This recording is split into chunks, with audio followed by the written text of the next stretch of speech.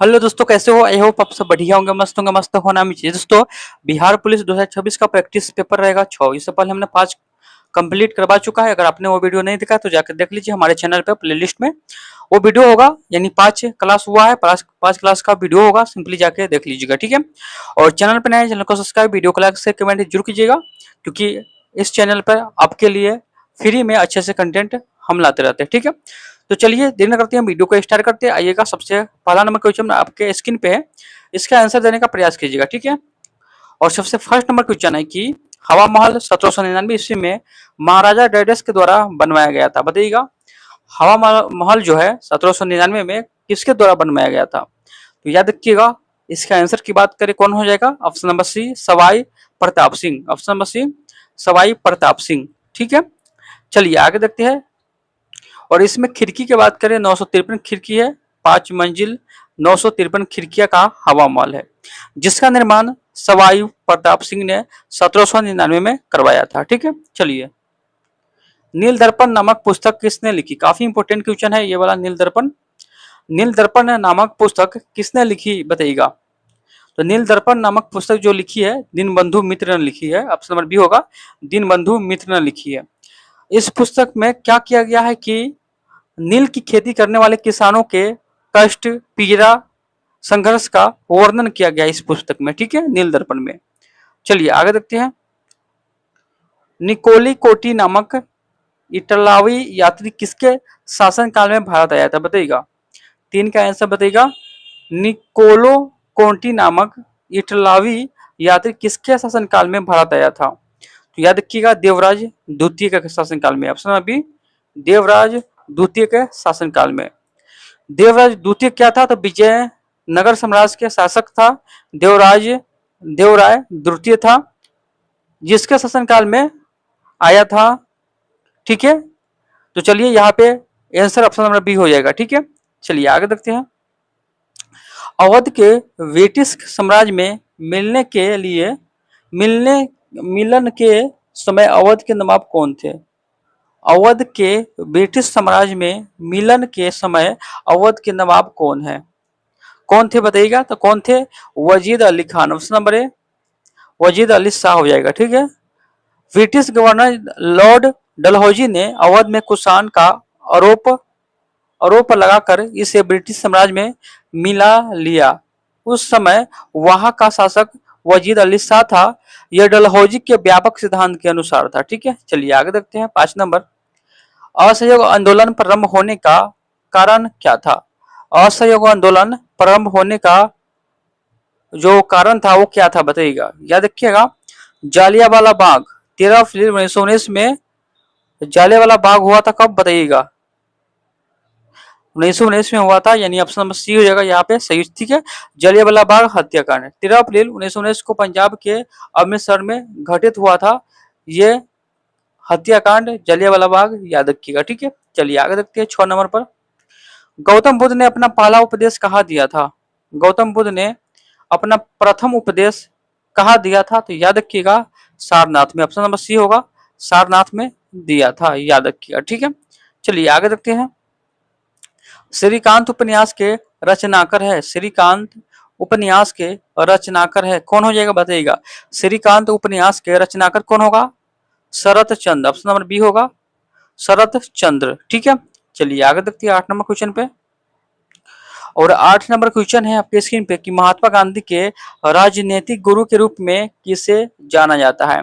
महात्मा गांधी के राजनीतिक गुरु के रूप में किसे जाना जाता है? तो गोपाल कृष्ण गोखले को। Option number D, Gopal Krishna Gokhale को माना जाता है। चलिए आगे देखते हैं 9 नंबर क्वेश्चन। लाख व्यक्ष लाख बक्स के नाम से जाने वाला भारतीय शासक कौन है? लाख बक्स के नाम से जाने वाला भारतीय शासक कौन है? तो याद रखिएगा, Qutubuddin Aibak. Option number C, Qutubuddin Aibak हो जाएगा, ठीक है। चलिए आगे देखते हैं। भारत का उष्णकटिबंधीय बांध वन संशोधक संस्थान डायडस में स्थित है। भारत का उष्णकटिबंधीय बांधीय वन शोध संस्थान डायडस में स्थित है। तो याद रखिएगा कहाँ स्थित है?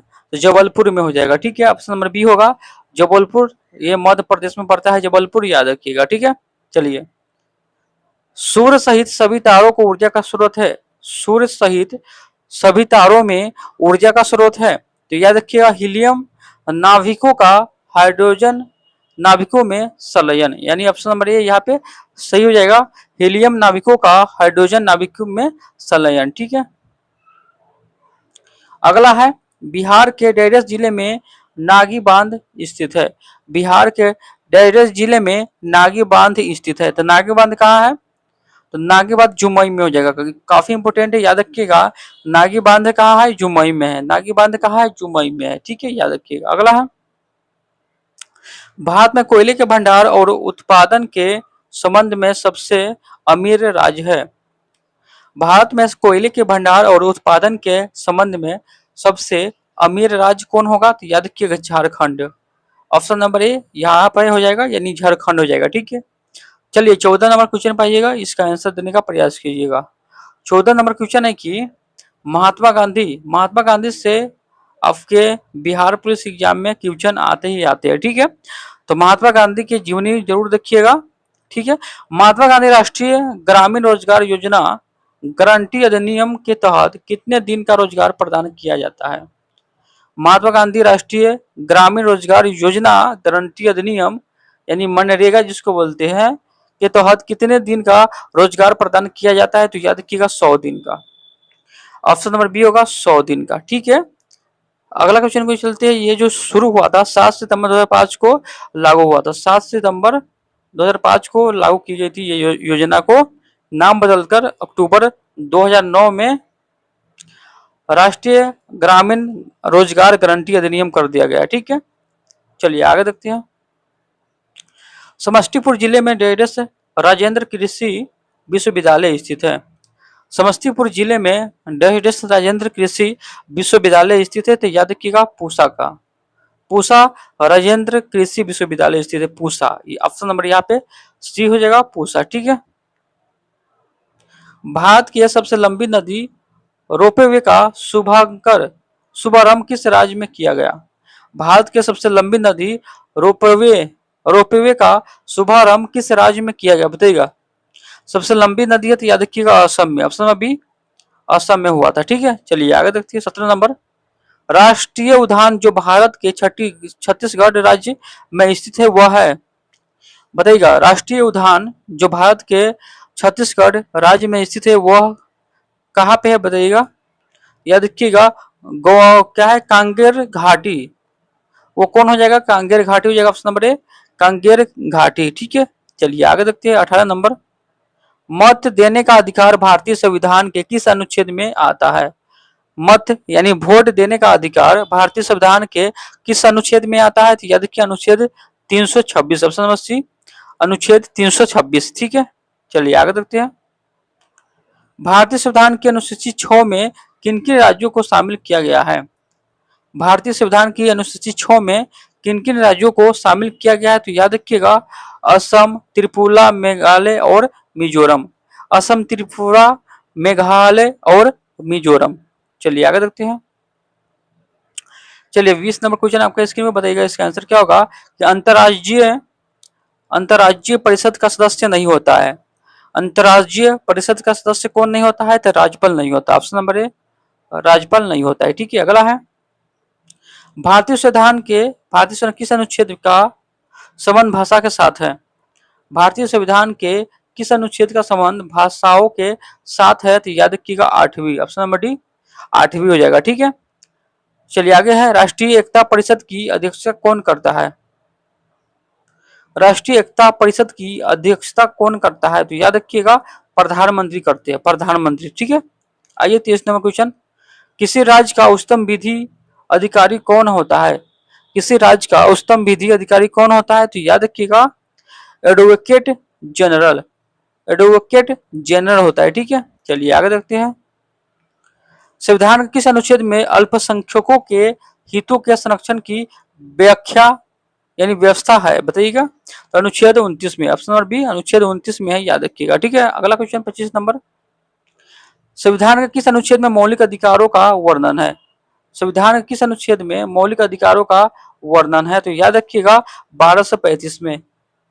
ऑप्शन नंबर बी 12 से 35 में हो जाएगा। ठीक है, वित्त आयोग एक है, वित्त आयोग क्या है, याद रखिएगा संवैधानिक संस्था है, संवैधानिक संस्था है वित्त आयोग, याद रखिएगा। ठीक है, चलिए आइएगा 27 नंबर क्वेश्चन पर। और 27 नंबर क्वेश्चन है आपके स्क्रीन पर कि शिक्षा और वन संविधान में किस सूची के अंतर्गत आते हैं। शिक्षा और वन संविधान में किस सूची के अंतर्गत आते हैं, तो याद रखिएगा समवर्ती सूची के अंतर्गत आते हैं। ऑप्शन नंबर बी समवर्ती सूची हो जाएगा। ठीक है, अगला क्वेश्चन, भारत एक डेढ़ राष्ट्र है, तो भारत एक धर्म निरपेक्ष राष्ट्र है। ठीक है, अगला है, भारत में दल विहीन जनतंत्र की परिकल्पना किसने प्रतिपादित की थी। बताइएगा, भारत में दल विहीन जनतंत्र की परिकल्पना किसने प्रस्तावित की थी, तो याद रखिएगा किसने, जयप्रकाश नारायण। जो लोकनायक है कौन है, लोकनायक जयप्रकाश नारायण है, यानी ऑप्शन नंबर यहाँ पे बी सही हो जाएगा। ठीक है, बी। अगला है, भारत के किस प्रधानमंत्री ने श्रीलंका में भारतीय शांति सेना भेजी थी। भारत के किस प्रधानमंत्री ने श्रीलंका में भारतीय शांति सेना भेजी थी, तो याद रखिएगा Rajiv Gandhi. Option number C Rajiv Gandhi हो जाएगा। ठीक है, अगला 31 नंबर, खाद्य और कृषि संगठन कॉर्पोरेट सांख्यिकी डेटाबेस 2016 के अनुसार प्याज के उत्पादन में विश्व स्तर पर भारत की रैंक कौन सी है, तो याद रखिएगा द्वितीय है। अगला, अंतर्राष्ट्रीय मुद्रा कोष के प्रबंधन निर्देशक और अध्यक्ष क्रिस्टलानिया कहिए क्रिस्टलिनी जॉर्जीवा किस देश से संबंधित है, याद रखिए फ्रांस से संबंधित है। ऑप्शन नंबर सी फ्रांस से संबंधित। ठीक है, अगला है, एक मार्ग है, तो एक मार्ग क्या है, खाद्य वस्तुओं के लिए गुणवत्ता आश्वासन मोहर है। ठीक है, अगला है 34 नंबर, प्रच्छन्न बेरोजगारी का परिणाम होता है, प्रच्छन्न बेरोजगारी का परिणाम होता है यानी छिपी बेरोजगारी, छिपी हुई बेरोजगारी बताइएगा, तो याद रखिएगा ऑप्शन नंबर डी होगा अनुत्पाद कर्मचारियों की संख्या में वृद्धि, अनुत्पादक कर्मचारियों की संख्या में वृद्धि। ठीक है, अगला है, चलिए 35 नंबर की क्वेश्चन है कि रुपए की तुलना में किस विदेशी मुद्रा का मूल्य अधिकतम है। रुपए की तुलना में किस विदेशी मुद्रा का मूल्य अधिकतम है, तो याद रखिएगा ब्रिटिश पाउंड का मूल्य सबसे अधिक है। ठीक है, यानी ऑप्शन नंबर डी यहाँ पे सही हो जाएगा। ठीक है, लगभग 103 रुपया के करीब में आता है। ठीक है, एक ब्रिटिश पाउंड। ठीक है, चलिए आगे देखते हैं, भारत का कौन सा प्रदेश रबर का सबसे अधिक उत्पादन करता है। भारत का कौन सा प्रदेश रबर का सबसे अधिक उत्पादन करता है, तो याद रखिएगा कौन हो जाएगा, याद रखिएगा केरल हो जाएगा। ऑप्शन नंबर सी केरल हो जाएगा। ठीक है, यहाँ पे है तमिलनाडु की बात करें, तमिलनाडु केला व फूल का उत्पादन करता है सर्वाधिक, आंध्र प्रदेश में चावल और केरल में रबर और मध्य प्रदेश में धान। ठीक है, आगे है, रंगारंजन कमेटी का गठन कब की गई थी। रंगारंजन कमेटी कब गठित की गई थी, तो याद रखिएगा 1953 में। ऑप्शन नंबर डी 1953 में। रंगारंजन कमेटी कब गठित की गई थी, 1953 में। बिहार धरणीय विकास से संबंधित बोर्ड है, विकास धारणीय विकास से संबंधित बोर्ड है, कौन सा होगा, याद रखिए योजना और विकास विभाग, योजना और विकास विभाग। ऑप्शन नंबर ए यहाँ पे सही हो जाएगा। भारत में पंचवर्षीय योजना बनाने की जिम्मेदारी किस पर है। भारत में पंचवर्षीय योजना बनाने की जिम्मेदारी किस पे है, तो याद रखिएगा योजना आयोग। ऑप्शन नंबर बी योजना आयोग पर है। ठीक है, योजना आयोग 2014 में इस संस्था के स्थान पर नीति आयोग का नामक नया आयोग बनाया गया था। ठीक है, चलिए आगे है, भारत में स्टॉक एक्सचेंजों का नियम करने वाली बॉडी है। भारत में स्टॉक एक्सचेंजों का नियमन करने वाली बॉडी है, तो कौन होगा, सेबी हो जाएगा। ठीक है, ऑप्शन नंबर ए सेबी हो जाएगा। ठीक है, आइए, बुल और बियर किससे संबंधित है। बुल और बियर किससे संबंधित है बताइएगा, बुल और बियर किससे संबंधित है, 41 का बताइएगा, 41 का कौन होगा? 41 की याद रखिएगा, यहाँ पे ऑप्शन नंबर बी दिया गया है, यानी स्टॉक एक्सचेंज से। ऑप्शन नंबर बी यहाँ पे सही हो जाएगा। ठीक है, चलिए ये 42 नंबर क्वेश्चन पर। और 42 नंबर की अंतर्राष्ट्रीय न्यायालय किस देश में स्थित है? अंतर्राष्ट्रीय न्यायालय किस देश में स्थित है? याद रखिएगा नीदरलैंड में। ऑप्शन नंबर है नीदरलैंड में। ठीक है, चलिए आगे देखते हैं। Rebooting Indian reliance a billion expenses नामक पुस्तक के लेखक कौन है? तो याद रखिएगा Nandan Nilekani. Option number B Nandan Nilekani. ठीक है, निम्नलिखित में से कौन सी जॉर्डन की राजधानी है? जॉर्डन की राजधानी बताइएगा। जॉर्डन की राजधानी क्या है? अम्मान हो जाएगा। Option number D Amman. अगला है निम्नलिखित में कौन सी मोगलिया की मुद्रा है? निम्नलिखित में से कौन सी मोगलिया की मुद्रा है? तो याद रखिएगा Togrog. Option number B Togrog हो जाएगा। ठीक है, चलिए आगे देखते हैं। इनसाइड आईबी एंड रो the rolling stone that gets moss किताब के लेखक कौन है? बताइएगा। इनसाइड आईबी आईबी एंड रो the rolling stone that gods moss, यानी मोस है यहाँ पे। मोस किताब के लेखक कौन है? तो याद रखिए के शंकरन नारायण। के शंकरन नायर। के शंकरन नायर। ठीक है, याद रखिएगा। अगला है सीरिया की राजधानी बताइएगा। सीरिया की राजधानी कहाँ है? तो याद रखिएगा दमिश्क। ऑप्शन नंबर बी होगा दमिश्क। ठीक है, दूरदृष्टि दोष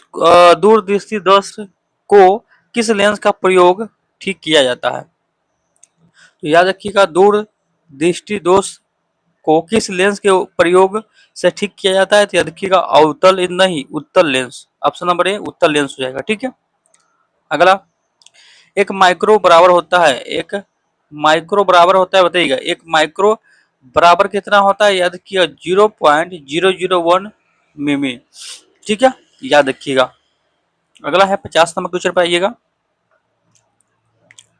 और 50 नंबर क्वेश्चन है आपके स्क्रीन पे कि कोई साइकिल सवार किसी मोड़ पर घूमता है तो वो भीतर की ओर झुकता है। ठीक है, भीतर की ओर झुकता है, याद रखिएगा। खाद्य श्रृंखला में उत्पादक प्रकाश ऊर्जा को बदलते हैं। खाद्य श्रृंखला में उत्पादक प्रकाश यानी सौर ऊर्जा को बदलते हैं, तो याद रखिएगा रासायनिक ऊर्जा में। ऑप्शन नंबर डी रासायनिक ऊर्जा में। चलिए आगे देखते हैं। प्रतिवर्ती धारा में है, प्रतिवर्ती धारा में क्या होता है बताइएगा। तो प्रतिवर्ती धारा में धारा की दिशा और धारा का मान दोनों बदलते हैं। ऑप्शन नंबर सी होगा धारा का दिशा और धारा का मान दोनों बदलते हैं। ठीक है, चलिए आगे देखते हैं।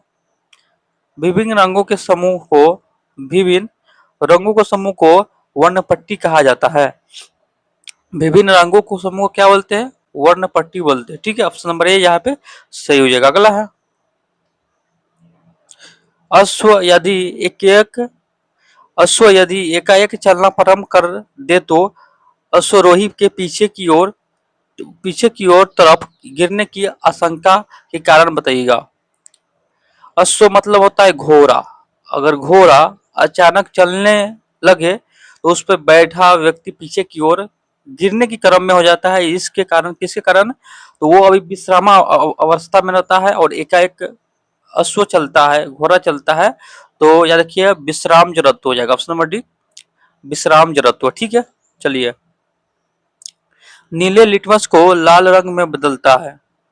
नीले लिटमस को लाल रंग में बदलता है तो अम्ल बदलता है। ऑप्शन नंबर ए अम्ल हो जाएगा। ठीक है, अगला है पेट्रोलियम पाया जाता है बताइएगा। पेट्रोलियम पाया जाता है, याद रखिएगा सेडिमेंट्री बेसन में, सेडिमेंट्री बेसिन में। ठीक है, चलिए आगे देखते हैं। निम्नलिखित में से यौगिक कौन सा है? निम्नलिखित में से यौगिक कौन सा है बताइएगा। 57 का आंसर क्या होगा? निम्नलिखित में के यौगिक कौन सा है? तो 57 का याद रखिएगा ऑप्शन नंबर यहाँ पे डी दिया है, तो डी यानी अमोनिया हो जाएगा। ठीक है, चलिए आगे देखते हैं 58 नंबर क्वेश्चन। और 58 नंबर है कि 2 - 4 डी है, क्या है? चलिए बताइएगा 2 - 4 डी क्या है? तो याद रखिएगा एक खरपतवार नाशक है। ऑप्शन नंबर ए एक खरपतवार नाशक है। ठीक है, चलिए आगे देखते हैं। एक खाद्य श्रृंखला के कुछ ही चरण होते हैं क्योंकि हर चरण पर ऊर्जा क्या होता है, घटती है। ऑप्शन नंबर ए होगा घटती है। ठीक है, चलिए बायोगैस के अवयव है, बायोगैस के अवयव है कौन हो जाएगा, तो याद रखिएगा CH4H2 एवं CO2। ऑप्शन नंबर ए यहाँ पे सही हो जाएगा। ठीक है, आइए न्यूक्लियन का मान होता है, न्यूक्लियन का मान होता है तो क्या होता है, न्यूट्रॉन एवं प्रोटॉन संख्या, न्यूट्रॉन एवं प्रोटॉन संख्या में। ठीक है, जैवमंडल में रासायनिक पोषण का चक्रण होता है, जैवमंडल में रासायनिक पोषकों का चक्रण होता है तो याद रखिएगा जल द्वारा, भूमि द्वारा, वायु द्वारा। ठीक है, यानी ऑप्शन नंबर डी होगा इनमें से सभी। ठीक है, अगला है प्रोटीन संश्लेषण होता है, प्रोटीन संश्लेषण होता है बताइएगा, तो प्रोटीन संश्लेषण जो होता है राइबोसोम में होता है। ऑप्शन नंबर ए राइबोसोम हो जाएगा। ठीक है, अगला है पुनरुद्ध भवन की विशेषता क्षमता पाई जाती है, पुनरुद्ध भवन की विशेषता क्षमता पाई जाती है तो याद रखिएगा फोलिफेरा में। ऑप्शन नंबर बी पॉलीफेरा में। ठीक है, चलिए आइएगा 65 नंबर क्वेश्चन पर।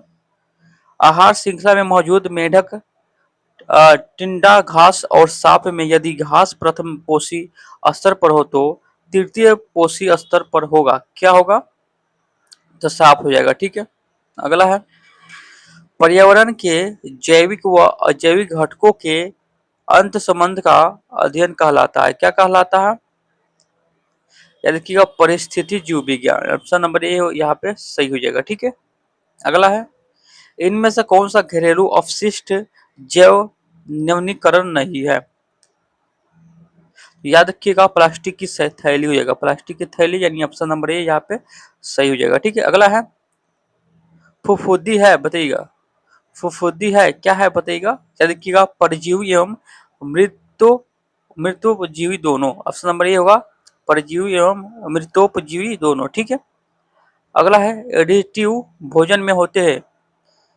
एडिटिव भोजन में होते हैं क्या होते हैं, रोगनाशक एवं खनिज दोनों, रोगनाशक एवं खनिज दोनों होते हैं। ठीक है, चलिए बताइएगा यहाँ पे निश्चित, यहाँ पे दिया गया किसी निश्चित कूट भाषा में RAM को, यानी RAM को क्या लिखा जाता है, TYO लिखा जाता है। ठीक है, तो उसी कोड के भाषा में CPU को क्या लिखा जाएगा बताइएगा,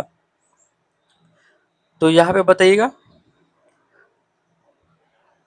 तो यहाँ पे चलिए यहाँ पे देखिएगा व्याख्या में देखिएगा यहाँ RAM को TYO लिखा गया है, यानी इसमें 2 ऐड किया गया है। ठीक है, तो R के बाद कौन होगा बताइएगा, R के बाद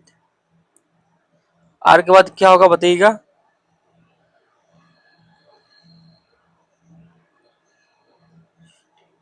तो R के इसमें प्लस 2 ऐड किया गया है, तो R के बाद 2 ऐड करेंगे तो T हो जाएगा, RH T। ठीक है, और यहाँ पे 2 माइनस किया है तो Y आया है, फिर 2 प्लस किया है तो उसी प्रकार यहाँ पे किया है, तो आप सिंपली सोल्व कीजिएगा। ठीक है, चलिए यहाँ पे मैथ का क्वेश्चन है और व्याख्या भी दिया गया है, इसका PDF हम टेलीग्राम पर डाल देते हैं, तो टेलीग्राम से आप लोग ज्वाइन हो जाइए PDF के लिए। ठीक है, वहां से आपको नीचे व्याख्या दिया गया है, उसी प्रकार आप सोल्व कीजिएगा। ठीक है, चलिए आगे देखते हैं आगे वाला क्वेश्चन क्या है। आगे वाला क्वेश्चन यहाँ पे आइएगा, नीचे दिए गए वाक्य के लिए एक उपयुक्त शब्द चुनिए, पुरुष एवं स्त्री का जोड़ा, याद रखिए दंपति। ऑप्शन नंबर बी दंपति। ठीक है, निम्नलिखित में किस वाक्य में अकर्मक क्रिया है, अकर्मक क्रिया याद रखिएगा गेहूं पीस रहा है, गेहूं पीस रहा है। चलिए आगे देखते हैं, निजी भाषा उन्नति अहे सब उन्नति को मूल पंक्ति किसकी है, याद रखिएगा भरतेंदु हरिश्चंद्र, भरतेंदु हरिश्चंद्र। ठीक है, दिए गए विकल्पों में से सही युग्म का अर्थ का चयन कीजिए, यहाँ पे सी होगा भैंसा का सखी। ठीक है, यानी भैंसा सखी सही उगम है, ठीक है। अगला है घर का जोगी जोगना आंग गांव का सिद्ध लोक लोकित का सही अर्थ चुनिए। यहाँ पे हो जाएगा घर के ज्ञानी को समान नहीं। ऑप्शन नंबर ए, घर के ज्ञानी को समान नहीं। सही वाक्य का चयन कीजिए। आप सफल हो गए तो क्या करेंगे? आप यानी आप असफल, सफल नहीं असफल हो गए तो क्या करेंगे, यही है, ठीक है सही वाक्य। नीचे एक वाक्य दिया गया है, उसमें से उसमें एक कलांकित शब्द है, कलांकित शब्द का अर्थ बताए। वो मनुष्य कृतधन है, वो मनुष्य कृतधन है, तो यानी असयोग फार्मोस। ऑप्शन नंबर डी यहाँ पे सही हो जाएगा, ठीक है। अगला है, चलिए यहाँ पे फिर से वही करना है आपको। चलिए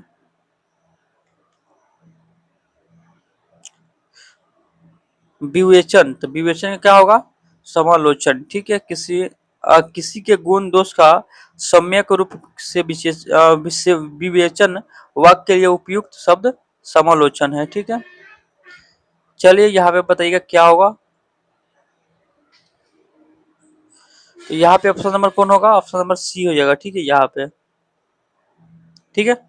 चलिए यहाँ पे रिक्त स्थान को पूर्ति कीजिएगा, तो यहाँ पे बी होगा, बी सोल्ड गो होम, ठीक है यहाँ पे।